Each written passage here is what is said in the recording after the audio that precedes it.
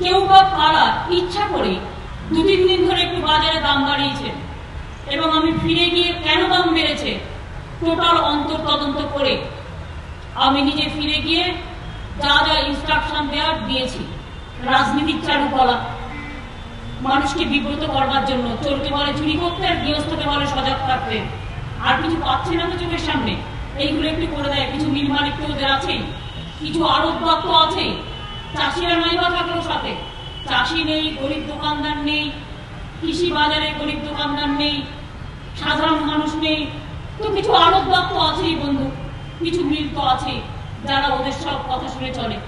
যারা চক্রান্ত করেছে মুখ্যমন্ত্রী যদি মনে করেন তাদের ধরে খোয়ারে পুরে দেওয়া হোক, তাদের খোয়ারে পুরে দেওয়া হোক, তাদের মানে চূড়ান্ত শাস্তি দেওয়া হোক, চরম শাস্তি দেওয়া হোক, তারা যারাই হোক না কেন।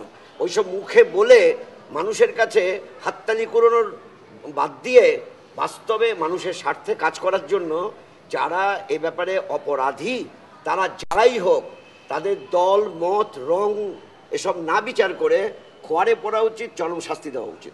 এ তো মহা মুশকিল বিমানবাবুদের নিয়ে, যে প্রতি সময় কিছু বলার দরকার, তাই তারা বলে। যে একরাশ মিথ্যাচার মিথ্যাকান্ত বলে চলেছেন তার কোনো ভিত্তি নেই। প্রেসের আলোয় আলোকিত হয়ে আন্দোলন করা যায় না। আন্দোলন করতে গেলে লাগে মানুষ, লাগে মমতার মতন জনমোহিনী এক নেত্রী, যে আর দুটোর কোনোটাই এখন বামফ্রন্টের সাথে নেই।